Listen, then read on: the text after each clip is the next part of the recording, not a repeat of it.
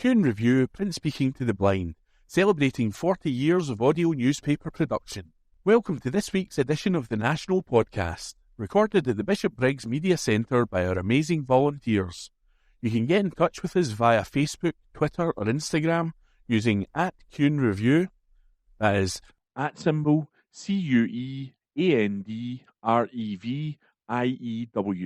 You can also contact us directly by emailing information@cuenreview.com. That is INFORMATION@CuandReview.com, or by calling 0141 772 3976. That's 0141 772 3976. This is from the National on Friday the 24th of November 2023, from the news section. Drug reform experts condemn Penny Mordaunt after SNP heroin comments. This exclusive article is written by Laura Pollock. Drugs reform campaigners have hit out at Tory Minister Penny Mordaunt after she claimed that the SNP's legacy is that Scots will have somewhere safe and warm to take heroin. The leader of the House of Commons comment came as she took aim at the SNP's record, including its support for drug consumption facilities after one was approved for Glasgow. The chief executive of the Scottish Drugs Forum, Kirsten Horsburgh, said that Mordaunt's comments could cost lives, while prominent safe consumption campaigner Peter Crikant suggested the top Tory sees drug users as disposable. Crikant reacted on Twitter X, writing, "Cold-hearted comments by Penny Mordaunt. Scotland drug death rates are the highest in Europe. We are implementing something proven around the world to reduce deaths and harms, but the contempt from Ms. Mordaunt is brutal." He added, "One day people who use drugs will not be seen as disposable." Horsburgh told the National that Mordaunt's comments were undermining harm reduction approaches to drug reform and could cost lives. The Scottish Drugs Forum chief said, "This is an unhelpful perspective and derides an evidence service which engages and supports people who are particularly vulnerable to drug-related harms. The national mission of reducing drug deaths can only be delivered with a full spectrum of evidence-based effective services. Around the world, drug consumption rooms are demonstrating their value as part of a compassionate system of support, care and treatment. Undermining harm reduction approaches costs lives." SNP MP Stuart MacDonald made the same point, using his family experience to accuse Mordaunt of disgracing herself. MacDonald wrote, "You disgrace yourself, Penny Mordaunt. My brother died of a drug overdose at his home. If he had access to a healthcare facility, such as a safe consumption room, somewhere safe and warm, as you put it, in order to manage his addiction, then he might well be still alive today. The UK's first drug consumption room could be opened by next summer, with a facility planned in Glasgow already approved by NHS and council officials. The project took a step forward after Scotland's Lord Advocate Dorothy Bain KC announced it would not be in the public interest to prosecute users of such a facility. The UK government has said it is not in favour of drug consumption rooms, but said it has no plans to interfere. Crikant has previously accused Tory MSPs of using false information to stoke tensions around drug reform. The heated row in July started after Murdo Fraser, the Scots Conservatives' business spokesperson, suggested that anyone who backed the Scottish Government's proposals for decriminalisation of personal drug use was ignorant. At the time, Crikant said, "Some of the mistakes that the SNP have made have been brutal, but in my opinion, The new proposal makes complete sense. Decriminalisation is a logical response to what's going on in the UK right now. It isn't just in Scotland. The simple reality is that if we stop wasting money on criminalising people, we can spend it to support and help people rather than punish them. That article was written by Laura Pollock. This is from The National on Friday the 24th of November 2023, from the news section. Jeremy Hunt responds to Lee Anderson's Orkney asylum seekers plan. This article is written by Steph Braun. Jeremy Hunt has brushed off a colourful suggestion by a Tory party deputy chairman that asylum seekers could be held on Orkney if the UK government's Rwanda plan fails. Lee Anderson told GB News on Wednesday that asylum seekers should be sent to some remote Scottish island instead until their applications are processed. He claimed Orkney would be perfect for people fleeing persecution.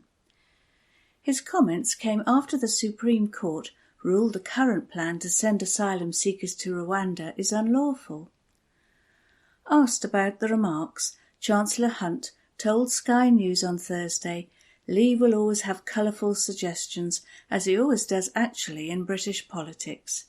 But the fact of the matter is we will do what it takes to stop the boats, and I think we've had that clarity from Rishi Sunak. Anderson had said, I know it's a bit parky up there this time of year, but if people are genuinely escaping war or persecution, then a nice Scottish island with a few outbuildings would be suitable. This is a beautiful country. Parts of Scotland are a go-to destination. The remote islands. I'd like to be able to afford a place up there. If we can get some accommodation up there, keep these people safe. These people want to be safe. They're fleeing so-called persecution from these war-torn countries. If we can find an island in the Orkneys or up there that's got no one on there to start off with, put some decent accommodation on, then it's job done. The comments drew criticism from Orkney and Shetland MP Alistair Carmichael, who said the idea is not a serious proposition. The Liberal Democrat MP said, I would be astonished if Lee Anderson could even find Orkney, or, in his words, the Orkneys, on a map. His remarks show inhumanity towards desperate and vulnerable people, and disdain towards island communities to boot. Anderson has form for brainstorming Tory policy live on air. Obviously, this is a novel sort of brainstorming, as it does not actually involve the engagement of a brain, but instead looks more like an exercise in corralling as many prejudices as possible into one space and calling it a policy. Carmichael added the comments are an attempt to kick up dust and distract attention from the complete failure of this government to manage our asylum and immigration system. That article was written by Steph Braun. This is from The National on Friday the 24th of November 2023, from the Politics section. Michael Matheson under investigation in iPad expenses row. This article is written by Gregor Young. Scotland's Health Secretary is to be investigated by the Scottish Parliamentary Corporate Body, SPCB, over his near £11,000 data roaming bill racked up during a holiday to Morocco. Last week, Michael Matheson admitted in an emotional statement to MSPs his teenage sons had used his parliamentary iPad as a hotspot to watch football during a holiday in January, incurring costs of more than £7,000 in one day as a result of an out-of-date SIM card. Following a failed challenge over the bill to provider EE, Matheson initially agreed to pay £3,000 from his own expenses, and the remaining balance was paid by his office, all of which is funded by taxpayers. But following press reports about the bill, he said he would cover the full cost personally. Matheson previously told journalists there had been no personal use of the iPad during the trip, prompting accusations he had been untruthful, as he said in his statement in Holyrood that he did not initially provide the reasons for the bill when he found out earlier this month in order to protect his family. Following significant pressure from opposition politicians, Matheson referred himself to the SPCB, but was told this was not possible. In the latest twist in the saga, the body announced on Thursday it will undertake an investigation of the Health Secretary and potentially refer him to the Standards, Procedures and Public Appointments Committee. Such a referral could result in him losing access to all or part of his parliamentary expenses for such period and to such extent as the SPCB may specify, if found to have submitted an improper claim, while other unspecified action can be taken if he was found to have misused parliamentary facilities and services. Following a meeting on Thursday, the SPCB said it has a vital interest in the integrity of the members' expenses scheme as it launched a probe. Matheson said on Thursday that he will fully cooperate with the probe. Speaking to journalists after FMQs, Matheson said, "I welcome the decision by the corporate body, which follows on my writing to them last week, asking them to investigate this matter. Of course I'll fully cooperate with their investigation, and it wouldn't be appropriate for me to comment further." A spokesman for the Scottish Parliament said, "The corporate body will therefore undertake an investigation in line with its duties under the MSP Code of Conduct.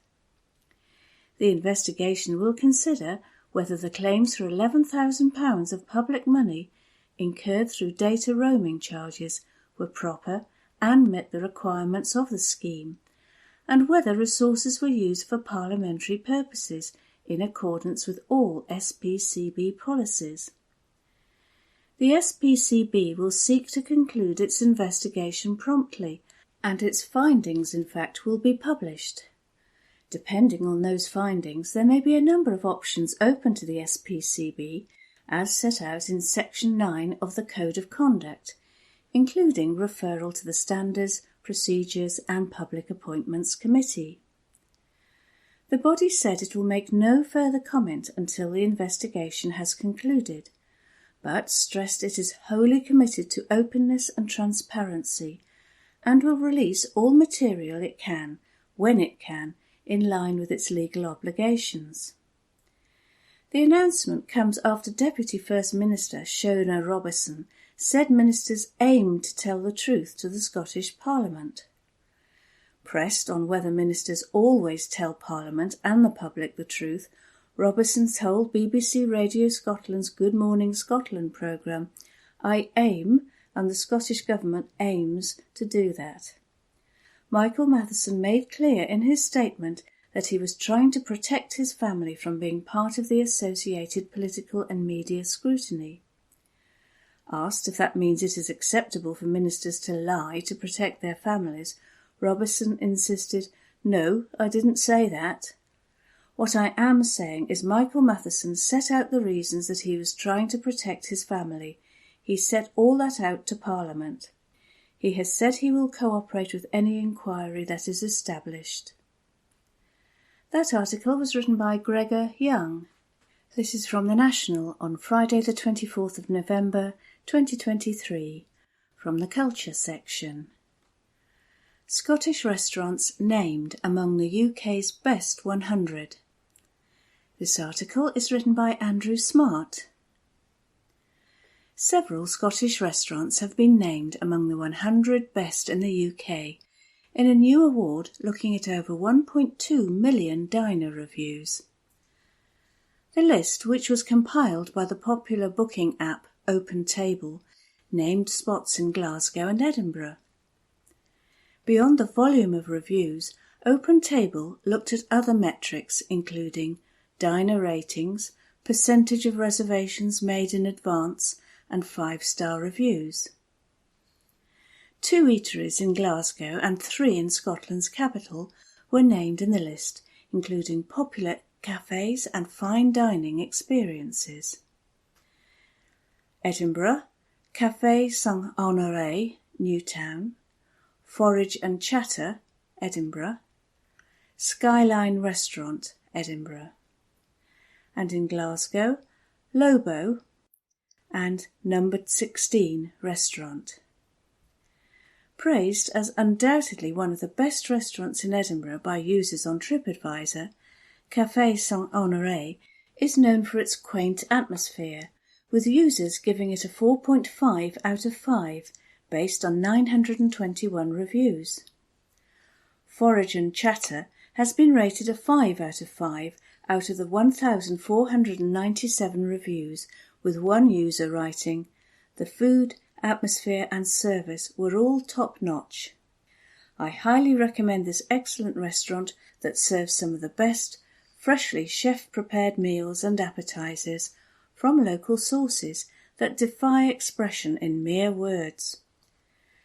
Located on Pollokshaws Road, Lobo has a 5 out of 5 on TripAdvisor and has been celebrated for its fantastic French tapas cuisine, with one visitor writing, "After hearing wonderful things from people on Instagram, my friends and I decided to give this lovely place a try.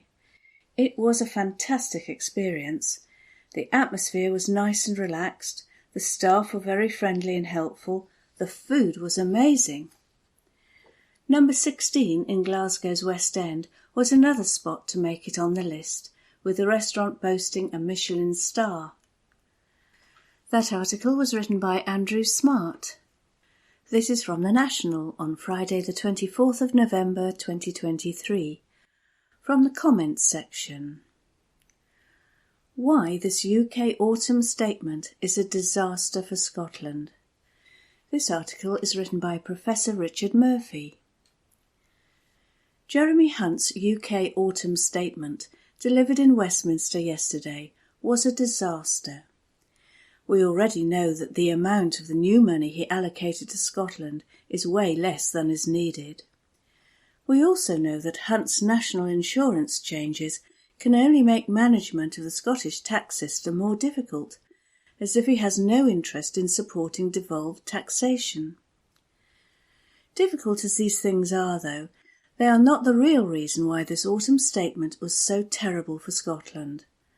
That real reason is a consequence of 4 things.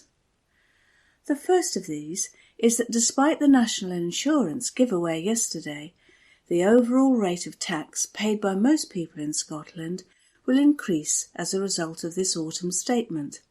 That need not be the case. Hunt could have chosen to cut taxes for most people whilst increasing taxes on those with wealth.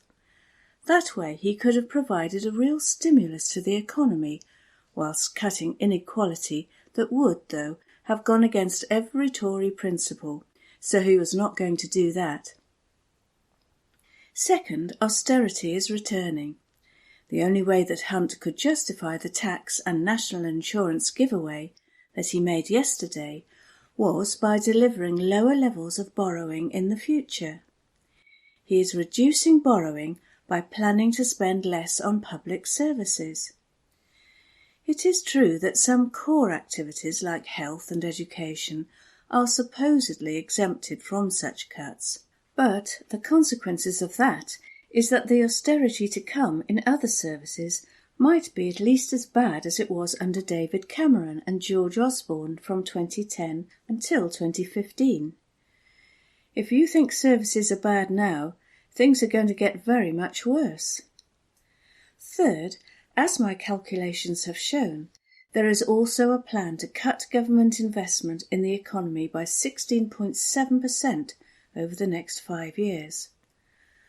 Although we glaringly obviously need more investment in social housing, flood protection, the green transition, the rebuilding of schools and hospitals that are impacted by failing materials, and so much more, less money is going to be made available for these purposes. That is quite staggering. Fourth, There was the reaction of the Labour spokespeople to this autumn's statement. It was obvious to every single commentator who spent much time reading the budget documentation that this autumn statement is a plan for economic failure. Its sole real purpose is to booby-trap Labour when it comes into office. It does this by challenging them to adopt it, terrible as it is. And yet, none of these Labour spokespeople would acknowledge that or address the issues arising. They are all so terrified of making a spending commitment of any sort that they would rather say nothing instead of talking about what really needs to be done. In that case, it seems all too apparent that Labour shares the Tory aspiration to fail. I strongly suspect that they will succeed in doing so. All of this created an unusual problem for me. I rarely have a problem with going to sleep. I know that is good fortune. I sympathise with everyone challenged by insomnia. Last night I got a little insight into what it is like to toss and turn, and to fret and worry whilst despairing about the options available, none of which appear to be good, because that is what I did until too long into the night. We have a UK economy that is failing. Very largely it is doing so because of the actions chosen by politicians, or their beloved appointees at the Bank of England. It is politicians who say that we cannot tax wealth more. It is politicians who have chosen to impose taxes on those least able to pay them. It is politicians who have said as a result that we cannot afford to spend on essential public services. And it is politicians who refuse to understand that the so-called national debt is nothing more than private savings deposited with the government, because people wish for the security that government savings accounts can alone provide. It is because of the incompetence of these politicians, most of whom were taught on one particular degree course at the University of Oxford, that we, as a country, face catastrophe. Their dogmatic refusal to imagine alternative economic models to the market-based absurdity of neoliberalism that they were taught in the youth is what is condemning us to this mess. This morning I have an overwhelming feeling that Scotland needs another plan. To be candid, I think the UK as a whole shares that need. The trouble is, no one has got close to writing it. What I have somewhat reluctantly asked myself as a result is whether or not I can now afford having a go at writing that plan. After all, how much worse do things have to get before I am left with no choice but to give it a go? That article was written by Professor Richard Murphy. This is from The National on Monday, 27th November 2023. From the News section. Booker Prize 2023. Irish author Paul Lynch wins with Prophet Song. By Laura Pollock. Irish author Paul Lynch said he thought he was dooming his career by writing Prophet Song before winning the 2023 Booker Prize. The 46-year-old who lives in Dublin was presented with his trophy by last year's winner Shehan Karutanalaka at the ceremony held at Old Billingsgate, London. Lynch told Sunday's event, "Well, there goes my hard-won anonymity. That was not an easy book to write. The rational part of me believed I was dooming my career by writing this novel. Though I had to write the book anyway. We do not have a choice in such matters." Lynch also thanked all the children of this world who need our protection, yet have lived and continue to live through the terrors depicted in this book. He added, "Thank you for opening our eyes to innocence, so that we may know the world again as though for the first time. It is with immense pleasure that I bring the Booker home to Ireland." He is the 5th Irish author to win the award, worth £50,000, according to the Booker Prize, following Dame Iris Murdoch, John Banville, Roddy Doyle and Anne Enright. The event on Sunday had a keynote speech delivered by Nazan Zaghari Ratcliffe, who was released from prison in Iran last year. Lynch's 5th novel, Prophet's Song, which is a tale of tyrannical government, is about a mother of 4 working as a scientist whose husband is taken away by the newly formed Irish secret police. Canadian novelist Essie Edugan, chairwoman of the 2023 judges and a previous Booker shortlisted author, called the tale a triumph of emotional storytelling, bracing and brave. With great vividness, Prophet's Song captures the social and political anxieties of our current moment, she said. Readers will find it soul-shattering and true, but will not forget its warnings. She was asked during a press call if the judges had considered recent events in Dublin, where, after a knife attack on children, there followed a series of violent disturbances. Edugan said it was mentioned at some point when the book was chosen on Saturday.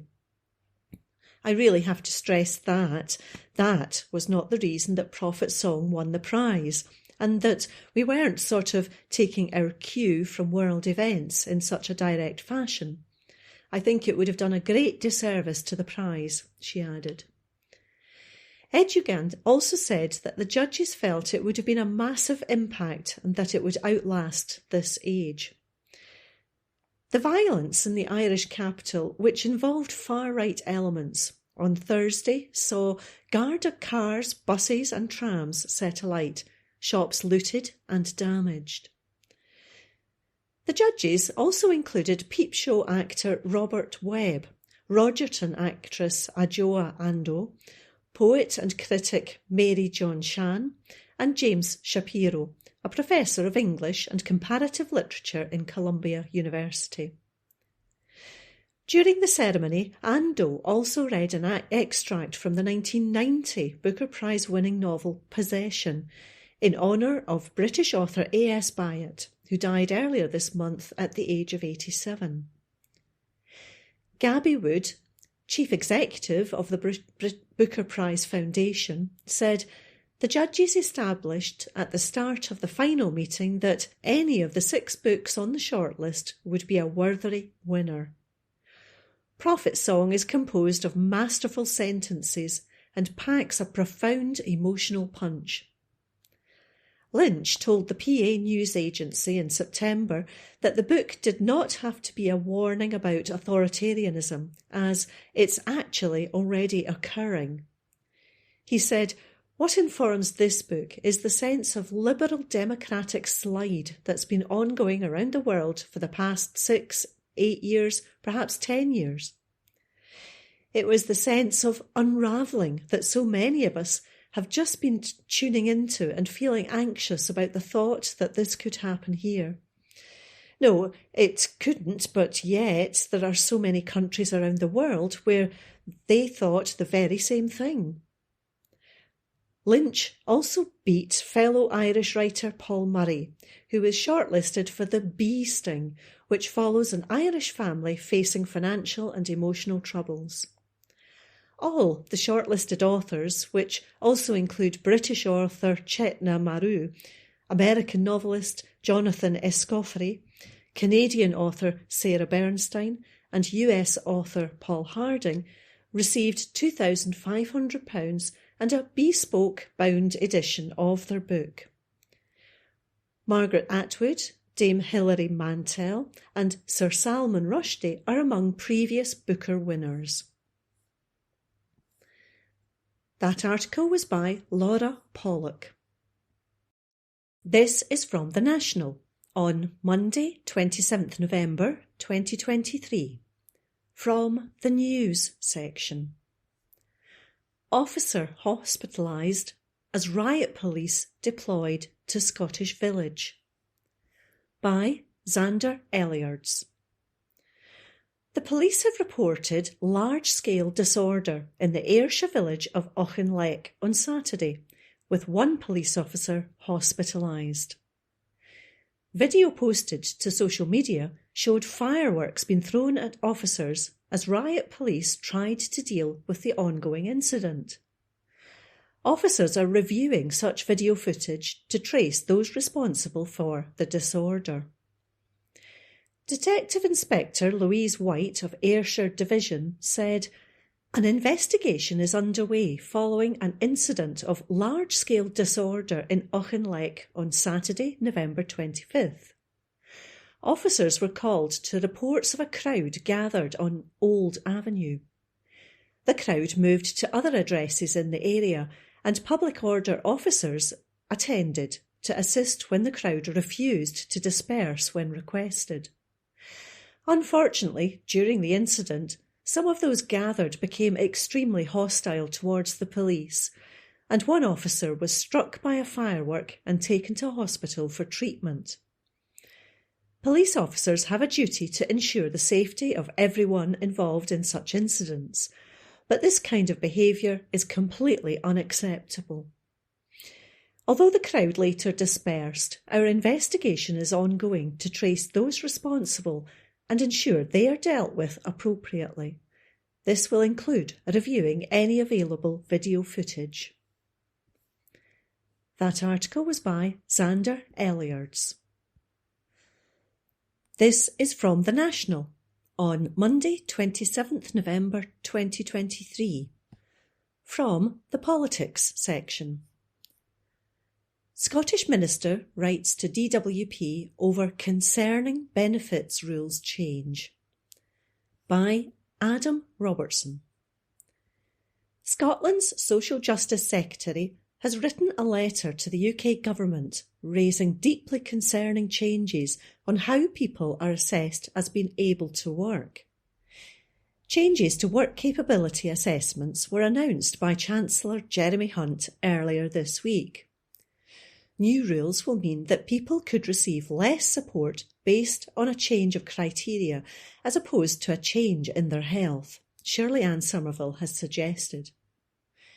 Writing to the Department for Work and Pensions, or DWP, Secretary Mel Stride, she highlighted how the Scottish Government has taken a different approach with its social security system.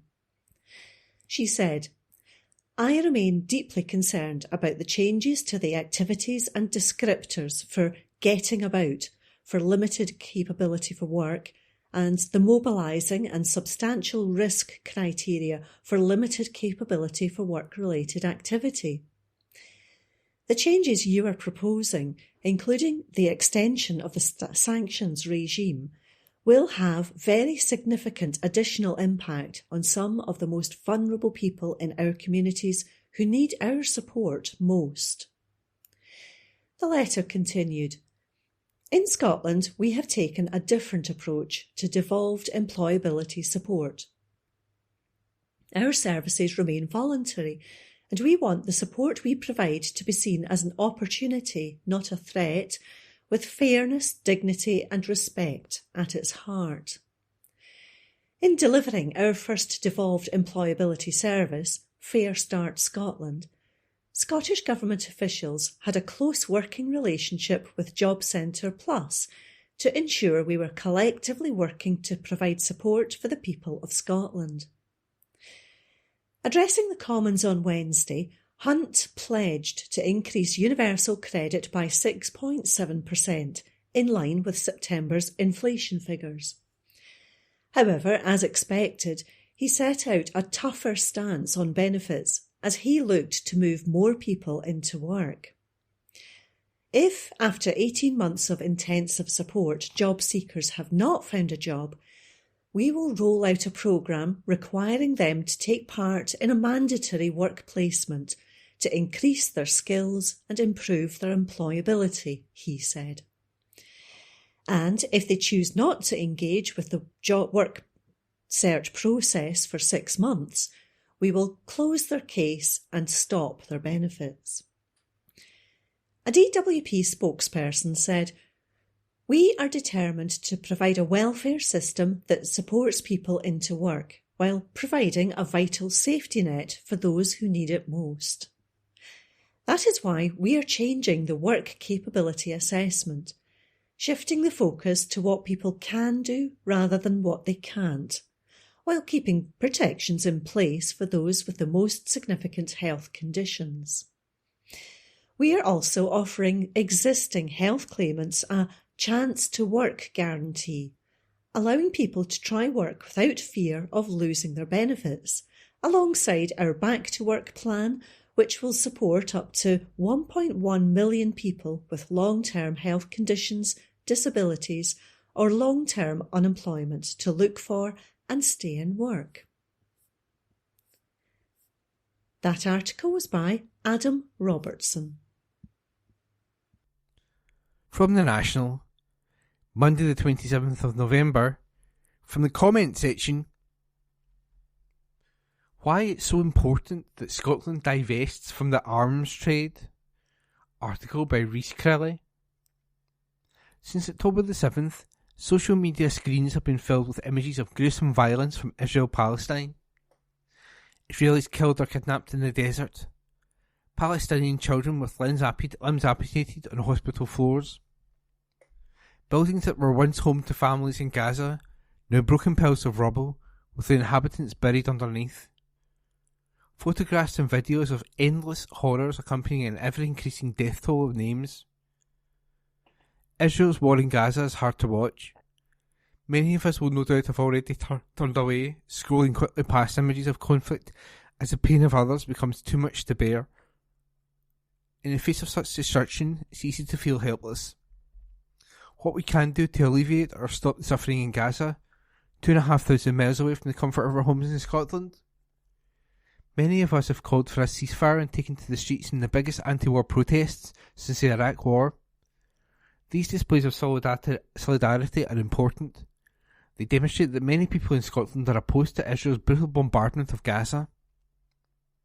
However, now that the 4-day ceasefire is coming to an end, we need to take further action to prevent more horror in Gaza. We need Scotland to divest from the arms trade. The UK has licensed £442 million worth of arms to Israel since 2015, and these arms are produced across the UK, including Scotland. For instance, the F-35 fighter jet used by Israeli Air Force to drop bombs in Gaza is manufactured jointly by Lockheed Martin and BAE Systems, both of whom operate from sites across Scotland. The laser targeting system for the F-35 is made in Edinburgh. Other arms companies whose weapons and equipment have been used by Israel in Gaza are based in Glasgow and Fife. These private companies are subsidised by the UK and Scottish governments. In 2021, an investigation by the Ferret reported that the Scottish enterprise had given £10 million in grants to arms companies. While these multinational corporations are subsidised by us taxpayers, the profits are kept in private hands. Research published earlier this year by the think tank Commonwealth found that since 2010, UK-based arms companies have paid their shareholders a total of £368.8 billion. As Professor Anna Stavrakakis, an arms trade expert at the University of Sussex, has recently pointed out, this is a form of corporate welfare, where arms companies profit and British taxpayers and innocent civilians in Gaza pay the price. Arms companies are also funded by investments held by Scottish universities. According to the Glasgow University Arms Divestment Coalition, the University of Glasgow has invested more than £6.8 million in arms companies, including those that provide weapons to Israel. Last week, the lethal implications of these investments were made clear as University of Glasgow alumni Dimia Al-Haj died alongside her 6-month son Abud, husband Mohammed, and 2 brothers after their home was bombed in the south of Gaza. Dima worked for the World Health Organization and, according to colleagues, there she was, a wonderful person with a radiant smile. Days before her death, Dima messaged the Scottish family who hosted her during her studies here, expressing hope that her son lives to see better days. Instead, his life was cut tragically short. As the alumni of our great learning institutions are killed alongside their children, by the kind of weapons designed, produced and sold by companies in Scotland, we need to divest from the arms trade. The Scottish Government should immediately call for the UK Government to suspend all arms exports to Israel and investigate how arms designed or produced by companies based in Britain have contributed to civilian casualties in Gaza. At the same time, Scottish Enterprise should suspend the award of all grants to arms companies which export to Israel, and all Scottish universities should divest from these same companies. Scottish workers at these companies should down tools, and the Scottish Government should support a just transition away from the arms industry. The award-winning 2018 documentary Nae Pakistan, about the Scottish Rolls-Royce workers who refused to service and repair engines for General Pinochet's Chilean Air Force fighter jets in the 1970s, shows that Scottish workers can take a stand for justice and help prevent atrocities overseas. The lesson here that Scotland should do what is right, and our government, our universities, and workers should say farewell to arms. And that article was by Rhys Kelly, who's a lecturer in international relations at the University of Glasgow. The National, recorded on Monday 27th of November 2023. Culture, marking the centenary of Red Clydeside hero John Maclean's death. By Hamish Macpherson, journalist. Thursday is St Andrew's Day, and the feast of our patron saint will be celebrated by Scots everywhere. More than a few Scottish people will also mark the centenary of the death of a hugely influential man who never held elected office, but was seen as a great leader of the working class. The death of John Maclean on November 30, 1923, must have made the British ruling class think they'd finally been rid of a thorn in their side, a menace to capitalism and a campaigner for a Scottish republic. How little they knew, for since his death, Maclean's fame has continually grown, and even 100 years on, his legacy inspires the left not just in Scotland but abroad. He passed away at the age of just 44, and I personally consider him to have suffered martyrdom for his causes, given the treatment he received from the British state. Warning, I will be mentioning the specifics of that treatment. The facts of Maclean's life are well known. He was born on August 24, 1879, to a Gaelic-speaking couple in Pollokshaws, the second youngest of 7 children of Daniel Maclean and his wife Anne. Maclean was raised in a Calvinist household and trained as a teacher for the Free Church of Scotland. He attended Glasgow University on a part-time basis, graduating MA in 1904. At university he met the future leading figure of Red Clydeside, Jimmy Maxton, and they became friends. Maclean studied the political economics of Karl Marx and Friedrich Engels, and taught socialist theory in night classes in Glasgow before the First World War. He joined the Social Democratic Foundation, SDF, forerunner of the British Socialist Party which he jointly founded. He founded the Pollokshaws branch of the SDF, assisted by James McDougall, then just 16, who would become Maclean's chief supporter and assistant. Working as a teacher, Maclean met and married his wife Agnes, and they would have 2 children, his daughter, the late Nan Milton, writing her father's biography and doing much to preserve his memory. A brilliant and compelling orator, in the years before the First World War, he began to promote communism, republicanism, and independence for Scotland, and by August 1914, he'd been warning for many months that a war of empires was on the way, using information that he had gathered from his many international links with fellow socialists. He was one of the first people in the UK to condemn the war, and urged the working classes not to get involved, and was thus one of the early targets of the British state. In Glasgow he spoke before thousands during the rent strike of 1915, and composed letters to the Westminster government which helped bring about the law that froze rents. His opposition to conscription won him many supporters in Clydeside and elsewhere, but cost him his job as a teacher.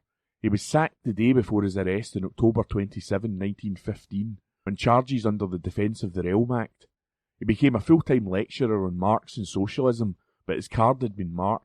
After a farce of a trial in 1916, he was sentenced to 3 years of penal servitude. The Russian Revolution and a public campaign for his release the following year saw Maclean freed early, but it was clear to his family and friends that he had suffered greatly in prison. After the revolution in Russia, Lenin appointed Maclean the Soviet's honorary consul in Great Britain, but the British government refused to accept his appointment. He continued to speak against the war, and in May 1918 he was put in trial for sedition. His speech from the dock is generally reckoned to be one of the greatest speeches in Scottish history. I consider capitalism the most infamous, bloody and evil system that mankind has ever witnessed. My language is regarded as extravagant language, but the events of the past 4 years have proved my contention. No government is going to take from me my right to speak, my right to protest against wrong, my right to do everything that is for the benefit of mankind. I am not here then as the accused. I am here as the accuser of capitalism, dripping with blood from head to foot. This time he was sentenced to 5 years penal servitude, and in Peterhead prison he went on hunger strike and was force-fed on government instructions with a tube put down his throat to fill his stomach. We know from his own words what conditions were like in prison. The cell in Peterhead is about 4 feet broad, 8 feet long, and less than 7 feet high. Just a little box. The cell window is very small, and broad spars outside prevent much light entering the cell. The glass is so twisted that the prisoner cannot see out. The purpose is to make him brood and fret. Imagine, if you can, how dreary a Sunday must be to a man who cannot read, or to whom reading is a difficulty and not a pleasure. And many convicts are illiterate. The only relief on a Sunday is 20 minutes exercise, service at the chapel, and Sunday school for Protestants if they care to attend. Most cells are very cold in winter, as the method of heating is of no use, and to wrap oneself around with blankets is a crime the governor can punish by sending a man to the separate cells, each more miserable than the others. The campaign to free him was again successful. Thousands gathered to greet him on his return to Glasgow. His health had been utterly broken in Peterhead, however. His wife Agnes wrote that he had been going through torture and slow murder. He was out speaking in November, but after an incident in which he gave his overcoat to a West Indian, McLean contracted pneumonia and died at his home in Aldhouse Road in Pollokshaws just days later. At his funeral, many thousands lined the streets of Glasgow to pay tribute to the hero of the working classes. A century later, he is still revered. By Hamish Macpherson. The National, recorded on Monday, 27th of November 2023. Culture. The Scarlet Alchemist, a magical tale of alchemy and intrigue. By Gemma E. McLaughlin. The Scarlet Alchemist by Kylie Lee Baker, published by Hodder and Stoughton. This brand new novel from the author of another dark young adult fantasy, The Keeper of Night, is the first in a 2-book series which will make the second instalment near impossible to wait for. While many have long dismissed ideas of something similar to magic existing, this was not yet the case many years ago in Tang Dynasty China. People once worked tirelessly in attempts to harness the elements of the natural world through alchemy, in order to disrupt the natural order and bring about immortality. The Scarlet Alchemist is a bold twist in this history, and viscerally immerses the reader in a version of events in which this worked. What would life have been like had the power to extend it been found? How might this be distributed, and where would the true powers lie? In answering these questions, Baker refuses to create any kind of utopia, drawing skillfully and authentically instead on the issues of race, gender and class divisions we will all recognise. Xylan's only option is perfection. Her Celtic alchemist father arrived in China to study their developments, but after falling in love with her mother, he later disappears on the day of her death. With alchemy and mystery in her blood, Xylan struggles with what family means as a biracial orphan, relying on cousins Wenshu and Yuffie like siblings. While by day the three of them work together in her aunt and uncle's shop, by night Xylan resurrects the dead for ever-increasing prices to keep their struggling home afloat. Though they keep this secret, they long for escape and a more legitimate and stable income, but the only way to achieve this is the taxing and even dangerous exams commoners may take to prove themselves worthy of work in the capital. Xylan knows she is a talented enough alchemist to fight and scratch her way through the tough and brutal competition, but will she want it when she gets there? With every odd stacked against her, whether from her roots in poverty, her mixed heritage, or being underestimated due to her gender, she makes the underdog any reader would hope for. Caught up in political games, Xylan is exposed to the gritty truth of the glittering capital of beautiful people extending their lives as long as they can, with no care for those starving. It is these very people for whom she must use her extraordinary talents in alchemy, allowed finally to practice the extent of her powers and test boundaries. The sumptuously dark and vicious twists of this story, bound by the magic of life, blood, and familial love, will have any young fantasy fan hooked in an instant. Kylie Lee Baker is a master of the world-building skills that can make historical fiction feel like stepping into a nightmare and a dream at once, with an unforgettably stubborn protagonist you'll want to follow until the end. By Gemma E. McLaughlin. From the National, on Tuesday the 28th of November 2023, from the Politics section. Scottish Child Payment Benefit reaching more than 300,000 children. This article was written by Judith Duffy. The families of more than 300,000 under-16s are benefiting from the Scottish Child Payment, new figures show, as charities have called for the payment to be increased.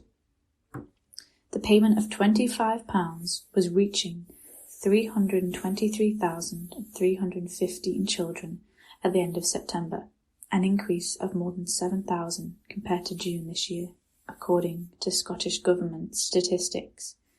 Scotland's Social Justice Secretary said the payment was in stark contrast to the UK Government's approach of continued austerity.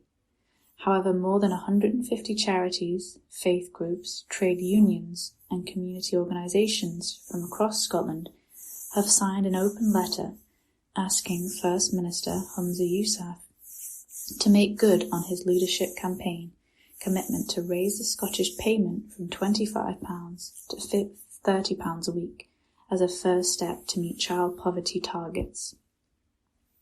The Scottish Government has previously twice increased Scottish child payment, first from £10 to £20 per week per child, then to £25 when it extended to include all eligible children under 16 in November last year.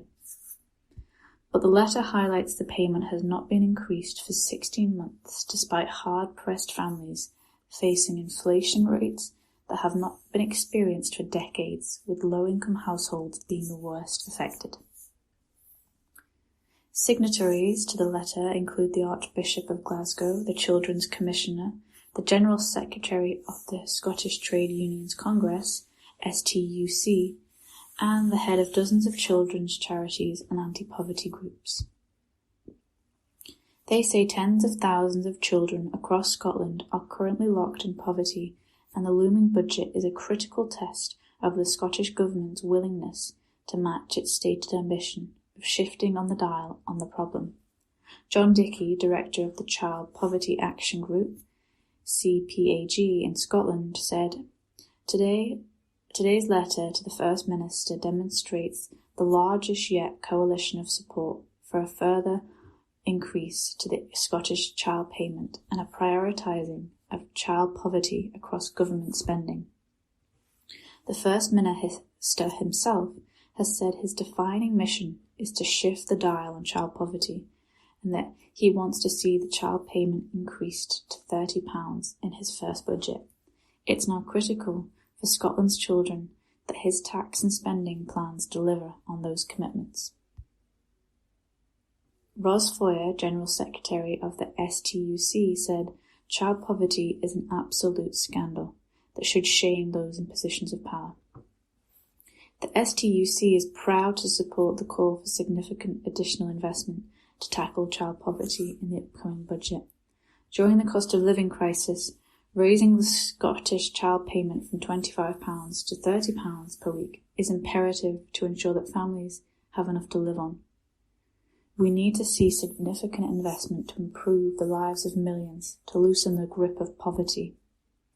The statistics from the Scottish Government also show that the combined overall amount paid out across Social Security Scotland's 5 family payments since they launched is more than £596 million. The majority, £458.5 million, is the Scottish child payment, with £138.1 million for the rest of the 5 family payments, Best Start Foods and 3 Best Start grants combined. Social Justice Secretary Shirley Ann Somerville said, "As the First Minister has made clear, tackling child poverty is a key mission for the Scottish Government, and these figures show we are reaching more of the children and young people who need our help. We're doing it quickly too." It is estimated that Scottish child payment will lift around 50,000 children out of poverty in the current financial year. Our work with this uniquely Scottish benefit is in stark contrast with the UK government's approach of continued austerity, further outlined in the Chancellor's autumn statement last week. Scottish Child Payment, Best Start Foods, and our Best Start grants provide a robust safety net and are among many actions we are taking in government to lift people out of poverty. However, I would continue to encourage people to spread the word, as we want all eligible to get the help they are entitled to. The draft Scottish budget for 2024 to 2025 will be published on December 19th. That article was written by Judith Duffy. From The National, on Tuesday the 28th of November 2023, from the politics section. What the media isn't telling you about the Israeli-Hamas war. This article was written by Mandy Turner. Why do Israelis get killed, but Palestinians die? Why do Israelis have children, but Palestinians have people aged 18 and younger? It's subtle, but the choice of words is important, because they show up a serious imbalance in how the suffering of Palestinians is portrayed compared to that of Israelis. Outright censorship is easier to spot and call out. Last week, the BBC edited out multiple calls for a ceasefire in Gaza, which were made during speeches by filmmakers and actors at the Scottish BAFTA Awards. But too many people have watched the live coverage and spotted the huge difference in the version the BBC made available afterwards on its streaming service, iPlayer. When challenged, the BBC said it was complying with its editorial guidelines on impartiality, but that surely impartiality would mean omitting some of the speeches, not all of them. The BBC has a long history of editing out references to Palestine. In February 2011, it covered up the word Palestine in a freestyle performance on Radio 1 Extra by rapper Mick Righteous, with the sound of breaking glass. The lyrics were contentious, the BBC argued, because they implied that Palestine is not free, and this is why we made the edit. But international law and world opinion regards Palestine to be occupied by Israel, which surely counts as not being free.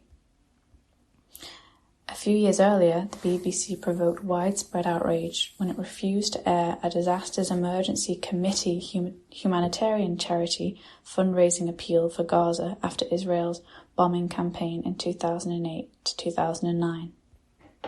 This was the first and only time the BBC has done this. These are all very visible and clumsy examples of censorship, but given they are being implemented by the UK's leading news source, it should be ringing alarm bells. With its move anti-beep, it's deliberately airbrushing out of history the voices of leading British public figures, actors, filmmakers, musicians, and humanitarians. We should be able to hear these opinions and judge them for ourselves, because they provide a critical counterpoint to the UK government, which has clearly taken sides and is sending warships and spy planes to assist Israel. There have been some accusations of pro-Palestine bias in the media, particularly towards the BBC, but not on the same scale. Besides a few rare exceptions, the media mostly falls in line with its government stance. Since October 7th, there have been a wave of suppression and censorship of Palestinian voices and of those expressing solidarity with Palestinians in Western media. Censorship. I experienced this myself from the UK's leading international affairs think tank, Clapham House. Noting this increase in censorship, The Guardian commissioned US lawyer Dylan Saber to write a piece on it. Then, without a hint of irony, the paper dropped the article, blaming the decision on someone higher up. Simultaneously, the newspaper recently dismissed satirical cartoonist Steve Bell over his depiction of Israeli Prime Minister Benjamin Netanyahu. Bell had been given The Guardian for more than 40 years. Bell had been with The Guardian for more than 40 years, This type of outright censorship is very visible.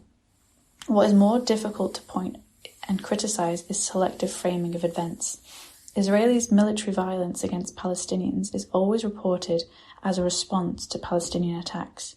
This framing has been used in 2022, 2021, 2020, 2019, and 2018. I could go on, using every year going back decades and referencing different Western media outlets, but the headlines and message remain the same. Palestinians carry out terror attacks. Israel is defending itself. Providing international context is difficult in the fast-moving media environment, but it needs to be done. Otherwise, how can people understand what is going on? Double standards. The BBC has been accused by 8 of its UK-based journalists of not portraying the situation accurately and for using terms such as massacre and atrocity only when referring to the Hamas attack on Israelis on October 7th and not about the attack of Israel on Palestinians in Gaza. In a letter to the broadcaster Al Jazeera, the journalist, who wrote anonymously fearing reprisal, further charged that the national broadcaster was humanizing Israelis by using their names, covering funerals and interviewing family members, but failing to do the same for Palestinians. Such double standards led to its journalists crying in toilets. The tabloid press is even worse. The Sun ignored the UK's responsibility for creating the conditions for the conflict, omitting the mention that the 1974 Balfour Declaration and the British colonial bias against Palestinian Arabs. This is what led to the Jewish state in the Holy Land and the depossession of Palestinian Arabs. I haven't even dared to read the Daily Mail. How the media reports on the situation in Israel and Palestine matters because it helps to shape public opinion. History did not begin on October 7th. Israel has been occupying, colonizing and building an apartheid regime over Palestine for 75 years. If we do not understand this basic fact, history will keep repeating itself and more people, particularly Palestinians, will be killed. Mandy Turner is a professor of conflict, peace and humanitarian affairs at the University of Manchester. That article was by Mandy Turner. The National News on Wednesday, the 29th of November.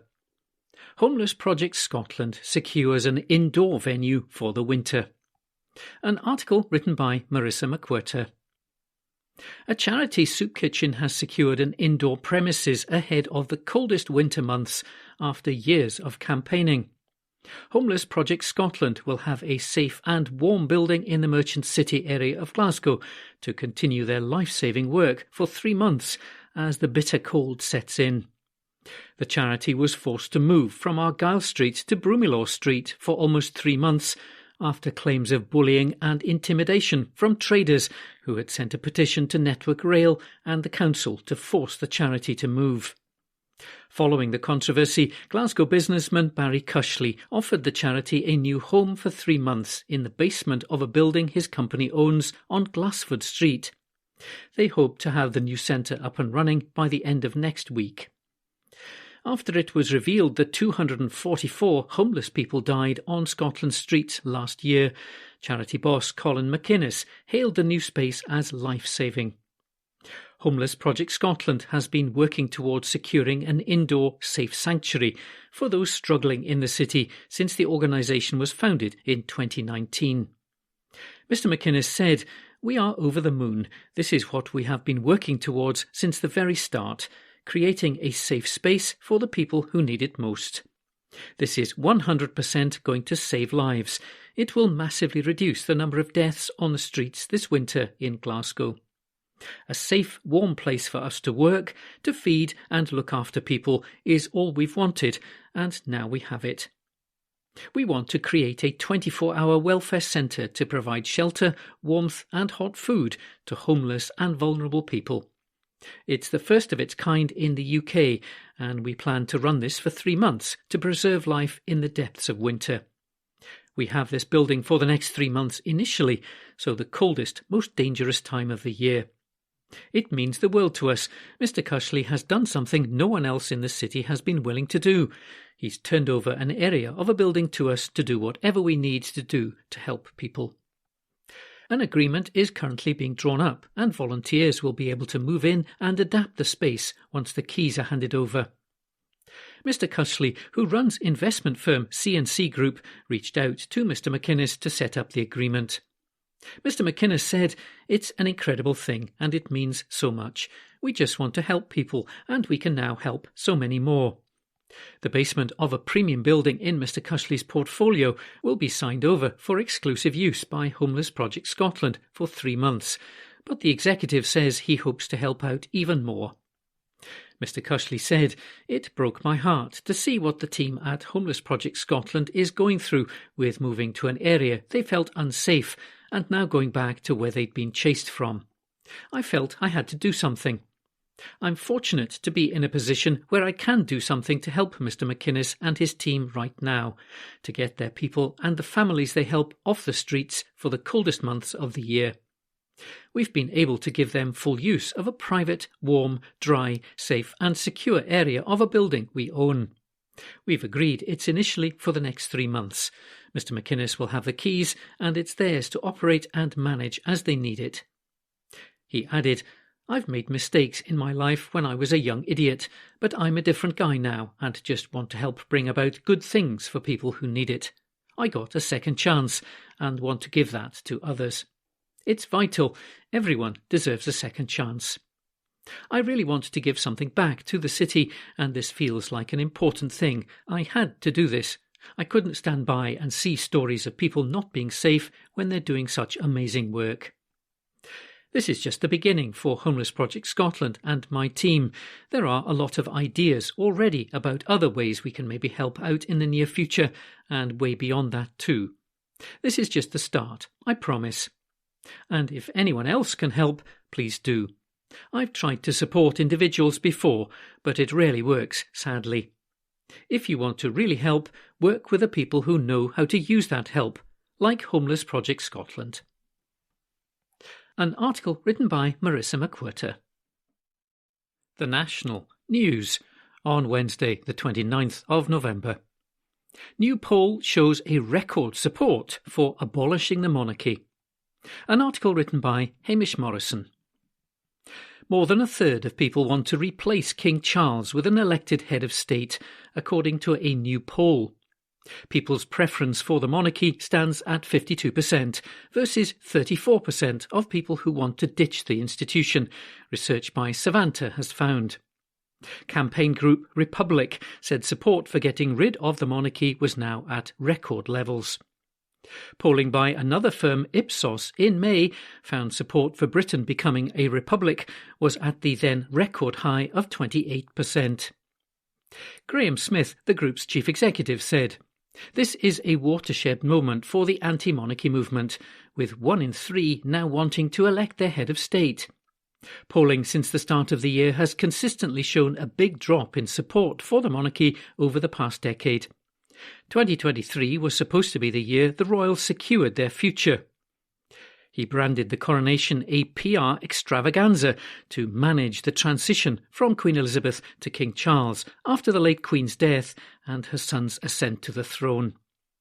Mr. Smith added, "The royals were able to rely on more friendly media coverage than they could ever hope for, and a cavalcade of important people lining up to talk up its greatness, history, importance and necessity. Yet all that effort and expense has failed to shift the dial in their favour. Instead, the year ends with a record number wanting to elect the UK's head of state. With 1 in 3 people now preferring a republic, this issue has to be addressed seriously by politicians and by the media. We're not a nation of royalists, and in time we will become a nation that overwhelmingly wants the monarchy gone." An article written by Hamish Morrison. The National on Wednesday, the 29th of November. Opinion. Michael Shanks shows the worth of obedience in the Labour Party. A column written by The Wee Ginger Doug. In proof that slavish obedience does wonders for your career, Labour's new boy Michael Shanks has been promoted to Sir Keir Starmer's front bench after a political career which has so far lasted less time than it takes BBC Scotland to publicise the latest SNP bad story. Less than 2 weeks after making his maiden speech, and a mere 54 days after being elected, Mr Shanks is now a shadow Scotland Office Minister. Mr Shanks admitted that he didn't vote Labour in 2019, but now here he is on the Labour front benches in the Commons. It's a fair guess that he won't be voting against the 2-child cap on benefits after all then. It's also safe to assume that Michael Shanks will adopt whatever political position which happens to be most advantageous to his career at any given time. Few have climbed the greasy pole of Labour politics with such single-minded determination. In 6 weeks, Mr Shanks went from claiming to oppose half of Sir Keir Starmer's policies to serving on his front bench. Ladies and gentlemen, I give you a future Labour member of the House of Lords. The untoward speed of Mr Shanks' promotion is highly unlikely to mean that he is possessed of godlike talents, which he kept carefully hidden during the by-election campaign. Far more plausibly, it means that Mr Starmer recognises Mr Shanks is obedient lobby fodder, who will do as he's told and who will loyally back the Starmer line in Labour's Scottish branch office. The people of Rutherglen and Hamilton West have an MP who, despite his promises, does not represent them, and he will not stand up for their interests. He represents the leadership of the Labour Party and himself, and the interests he stands up for are those that Keir Starmer tells him to. He might be a new MP, but it's an age-old Labour story. Those years in the Scottish political wilderness have taught the Labour Party nothing at all. Starmer's Labour keeps telling us that they are the change Scotland needs, but Labour itself has not changed. Its brief dalliance with social democracy under Mr Corbyn is being airbrushed from history, and it's back to centre-right neoliberalism under the centralising and dictatorial Starmer. Labour may well enjoy an electoral boost in Scotland at the next Westminster general election, but its success will be short-lived. As a party which has Douglas Alexander, a former minister under Blair and Brown, and Blair McDougall, the head of the Better Together campaign in 2014, as candidates, it will very rapidly reveal itself to be unchanged from the Labour Party that Scotland so resoundingly rejected in 2015. This is a Labour Party which is desperate to lock Scotland back in its box. They seek a Scotland which is politically neutralised and which will not resist as the big boys and girls at Westminster make all the important decisions. Then they will turn their sights on further undermining the Scottish Parliament in the supposed aim of empowering local authorities, where Labour has a better chance of being in control. Don't say you haven't been warned, but hey, at least BBC Scotland will be happy. New figures have revealed that 244 people died while homeless in Scotland in 2022. There is an epidemic of homelessness across the UK, a product of the failure of successive governments to invest in growing the stock of social housing and of conservative austerity policies and repeated assaults on benefits claimants, which have reduced thousands to destitution and left them unable to afford basic necessities, such as keeping a roof over their heads. Although Scotland has invested more than other parts of the UK in the delivery of affordable housing, it's not immune to the Conservatives' erosion of the benefit system or their squeeze on the funding which is made available to the Scottish Government via the Barnett formula, which ultimately makes Scotland's finances dependent on spending decisions which the Conservative at Westminster make for England. Homelessness is on the rise across the UK.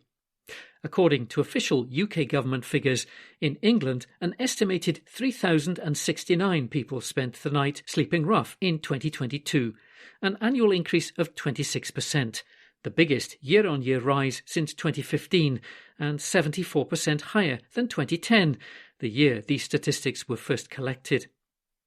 Estimates of the number of people sleeping rough are based on a single night count of people bedding down or about to bed down on the streets, or in tents, doorways, or encampments.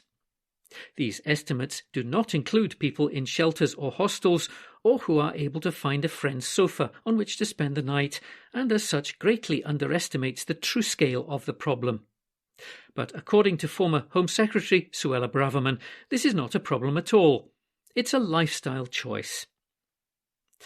The UK COVID inquiry has been taking evidence from Conservative Minister Michael Gove, who was a Cabinet Office Minister and Chancellor of the Duchy of Lancaster when the pandemic began in 2020.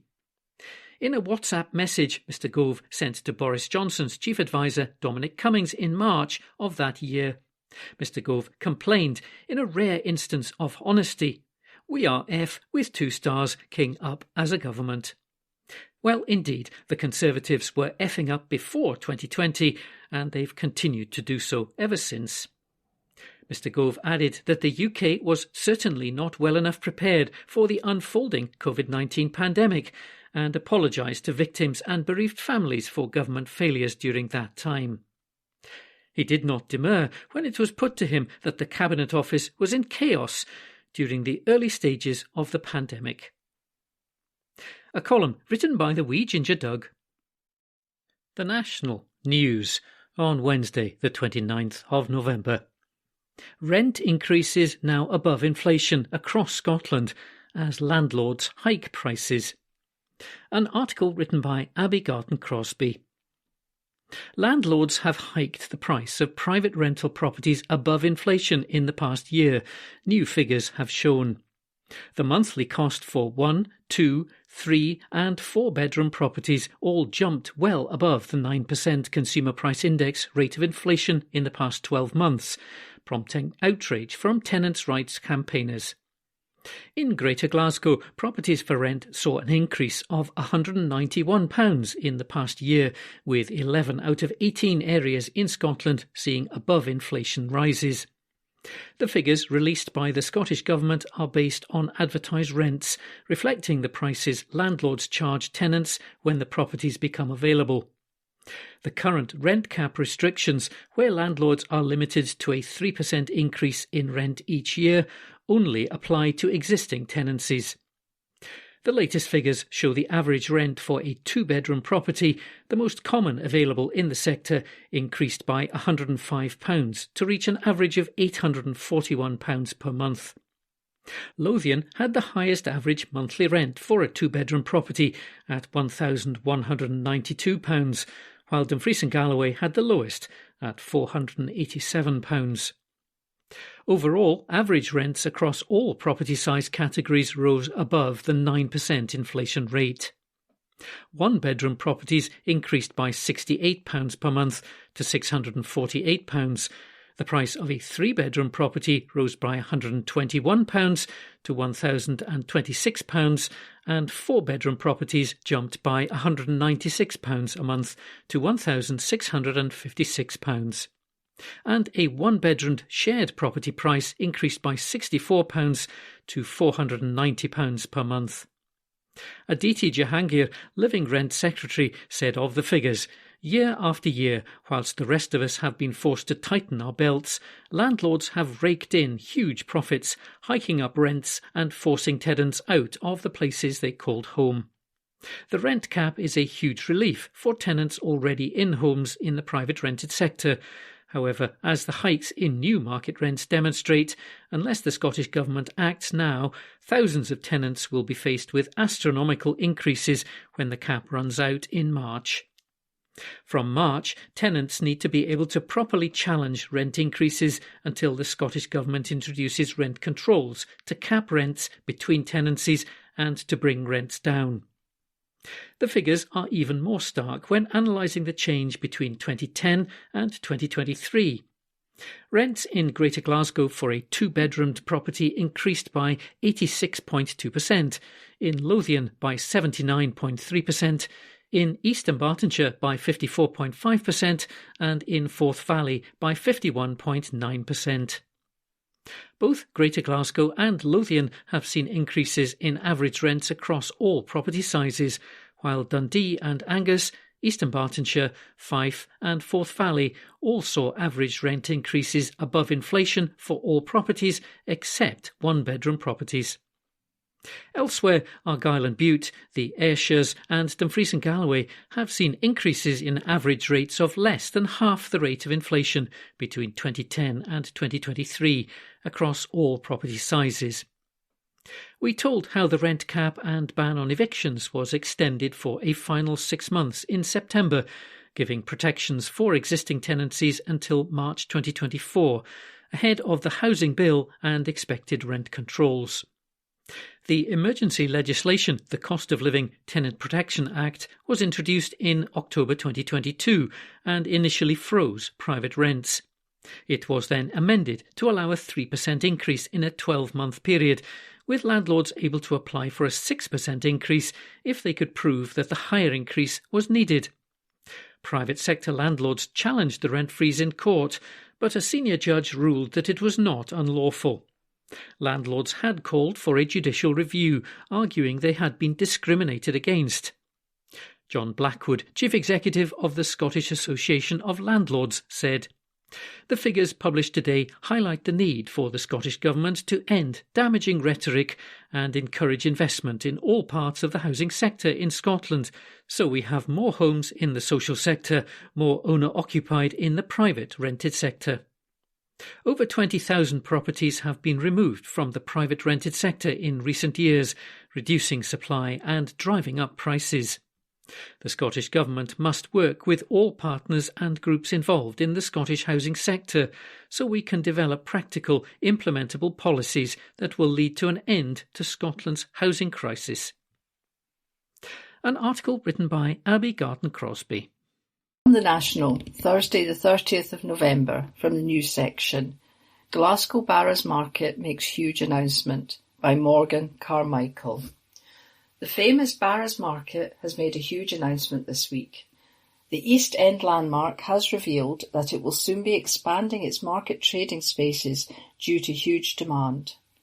The news means that there will now be a huge outdoor piece of land within the markets. The venue has revealed that it is currently levelling out the area to soon add a covered marquee, allowing people to browse and shop in all weather conditions. The news was announced yesterday on Facebook Barras Market, and they wrote, "We have big news. Due to phenomenal demand, we are so excited to announce that we have expanded our marketing trading spaces. Introducing the newest addition to our market experience, a huge outdoor piece of land within Barras Market. We are currently in the process of levelling out the area, and soon we will be adding a covered marquee to provide you with a comfortable and enjoyable shopping environment, snow or shine." It comes as the Barras also announced some of its market dates and times in the coming weeks, such as late night shopping from 5 p.m. till 10 p.m. on Tuesday, December the 21st. They will also be bringing back their Christmas Eve midnight shopping tradition. Barras Markets is open every Saturday and Sunday between 10 and 4 p.m. This is an article, Glasgow Barras Market makes huge announcement, by Morgan Carmichael. The National, Thursday the 30th of November, the news section. More than a third of households in fuel poverty in energy-rich Scotland, by Steph Braun. More than a third of households are in fuel poverty in energy-rich Scotland, shocking new statistics have shown. Figures from National Energy Action show around 850,000, 34%, are in fuel poverty, while more than 500,000, 23%, are in extreme fuel poverty. The findings have led to fresh calls for the Scottish Parliament to be given powers over energy by Westminster. Polling by NEA also found that of the 49% of adults in the UK that had turned their heating off even though it was cold over the last 3 months, Scots were more likely to say they had done so. This is all while Scotland produces 6 times more gas than it consumes, and 2/3 of its electricity comes from renewable sources in Scotland. Dave Duggan, the SNP's energy spokesperson, said the statistics were horrifying. He said, "This is the consequence of decades of failed energy policy from Westminster governments we haven't voted for. For too long, the UK Treasury has raked in the profits that Scotland's natural resources have generated, while seeing nothing in return." We saw it again with the recent autumn statement. The Westminster government failed to use the profits to give families in Scotland a £400 energy rebate. If Westminster won't act, it must devolve energy and welfare powers to Scotland so we can. It is clear that only with the full powers of independence can we chart our own course to green growth in a wider European market. Scotland has the energy, we just need the powers. The poll showed of the 41% of UK prepayment customers who were self-disconnected over the last 3 months, Scottish households with prepayment meters were more likely to say they had done this. And of the 43% of the UK adults who had gone to bed to stay warm over the last 3 months, Scots were more likely to say they had done so. The SNP called for action from the UK government last month, as data revealed the 3 parliamentary constituencies facing the highest average increase in energy bills were in Scotland. Orkney and Shetland, Ross, Skye and Lochaber, and Na Ilian and R face the highest average increases in energy bills, with £227, £219 and £206 respectively. The Glasgow Central seat was also 12th on the list, with an increase expected of £154 on average per household. At the other end of the scale, Esher and Walton, Chesham and Amersham, and Beaconsfield in the south of England are set to see an average drop in prices of £159, £157 and £150. This was an article, More Than a Third of Households in Fuel Poverty in Energy-Rich Scotland, by Steph Braun.